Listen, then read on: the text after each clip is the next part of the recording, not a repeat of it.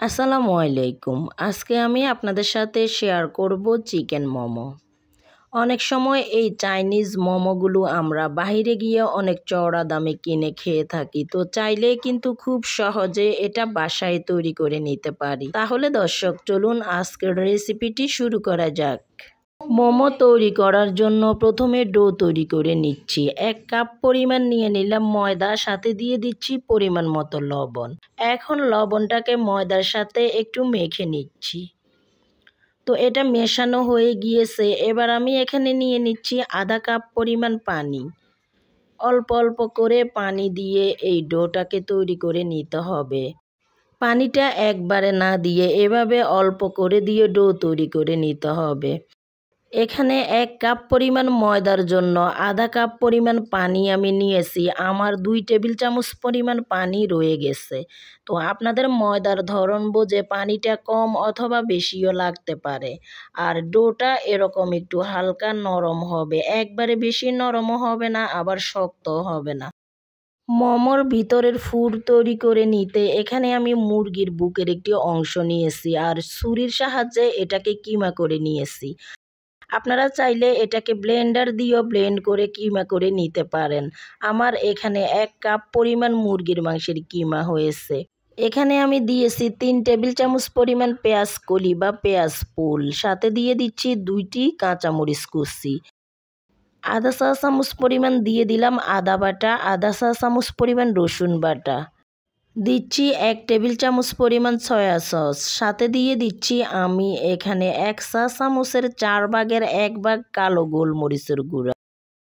সামান্য একটু লবণ দিয়ে দিলাম, যেহেতু সয়া সসেও লবণ থাকে তাই লবণটা একটু বুঝে দিতে হবে। 1 টেবিল চামচ পরিমাণ দিয়ে দিলাম রান্নার তেল, আর এই তেলটাকে আমি গরম করে সরাসরি ব্যবহার করেছি। এখানে গরম তেলটা ব্যবহার করতে হবে, এতে করে এই মোমো খেতে খুবই সুন্দর একটি ফ্লেভার আসবে, যার কারণে এটা খেতে অসাধারণ লাগে। তো এখন আধা ঘন্টা এই ডোটাকে আমি রেস্টে রেখে দেওয়ার পর এরকম ছোট ছোট করে আমি বল করে নিচ্ছি। আমরা ছোট ছোট করে রুটি বানিয়ে নেব। আপনারা চাইলে একটি রুটি বড় করে বেলে আপনারা মোমোগুলো কতটুকু ছোট বড় করে বানিয়ে নিতে চান সেই অনুযায়ী আপনারা ছোট ছোট করে রুটি কেটে নিতে পারেন কুকি কাটার অথবা কোনো বয়মের ঢাকনা দিয়ে। আমি গোল্লাগুলো পাকিয়ে নিয়েছি আর এখন একটি করে গোল্লা নিয়ে রুটিগুলোকে বানিয়ে নিচ্ছি। তো এখন এটাকে ঢাকনা দিয়ে আবারও ঢেকে রেখে দিচ্ছি, এতে করে উপর থেকে আর ড্রাই হয়ে যাবে না। গোল্লার উপরে সামান্য একটু গুঁড়ি ছিটিয়ে দিয়ে এটাকে হাত দিয়ে একটু চেপে বড় করে নিচ্ছি। এখন বেলুন দিয়ে আস্তে আস্তে এটাকে পাতলা করে বেলে নিতে হবে। তো এখানে রুটিটাকে কিন্তু পাতলা করে বেলে নিতে হবে, তাহলে মোমোগুলো দেখতে অনেক বেশি সুন্দর হবে। এবার রুটিটাকে আমি একটি স্টিলের গ্লাস দিয়ে আবারও এরকম ছোট করে রুটি কেটে নিয়েছি, এতে করে সবগুলো মোমো দেখতে একই সমান হবে। এখন আগে থেকে তৈরি করে রাখা পুর দিয়ে রুটির মাঝখানে বসিয়ে দিলাম। এখন আঙ্গুল দিয়ে মাঝখান থেকে এভাবে এটাকে একটু চেপে আটকিয়ে দিতে হবে রুটির 2 পাশ।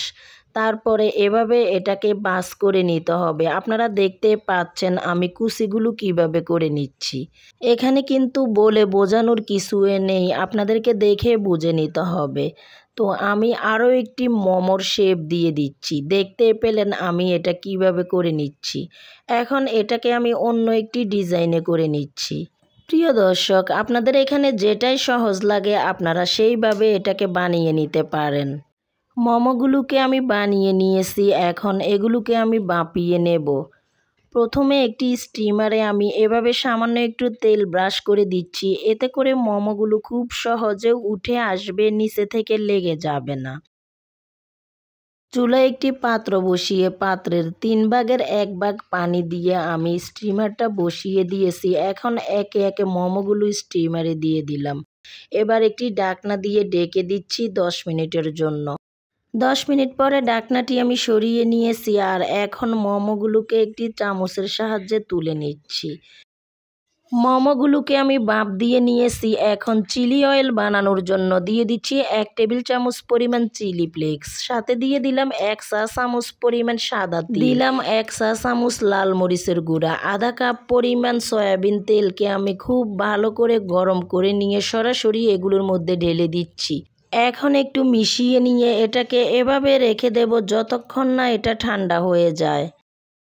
তো কিছুক্ষণ পরে দেখতে পাচ্ছেন এই তেলটা ঠান্ডা হয়ে গিয়েছে। এখন এগুলোকে আমি ছেঁকে নিচ্ছি। এবার ছেঁকে নেওয়া এই চিলি অয়েলের মধ্যে দিয়ে দিচ্ছি আমি 1 টেবিল চামচ পরিমাণ সয়া সস, সাথে দিয়ে দিচ্ছি 1 টেবিল চামচ পরিমাণ লেবুর রস, দিয়ে দিলাম আধা চা চামচ পরিমাণ সাদা তিল। তো একটু নেড়ে ছেড়ে নিলে তৈরি হয়ে গেল চিলি অয়েল।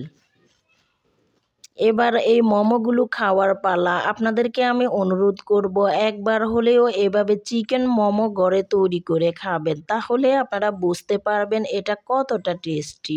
এর স্বাদ কখনোই ভুলার নয়। প্রিয় দর্শক, আপনারা যদি এই চিকেন মোমোগুলো একবার বাসায় তৈরি করে খান তাহলে কিন্তু আর কখনোই বাহির থেকে কিনে এনে খাবেন না। আশা করি আমার আজকের রেসিপিটি আপনাদের কাছে ভালো লাগবে, আর রেসিপি ভালো লেগে থাকলে চ্যানেলটি সাবস্ক্রাইব করে নেবেন। আল্লাহ হাফেজ।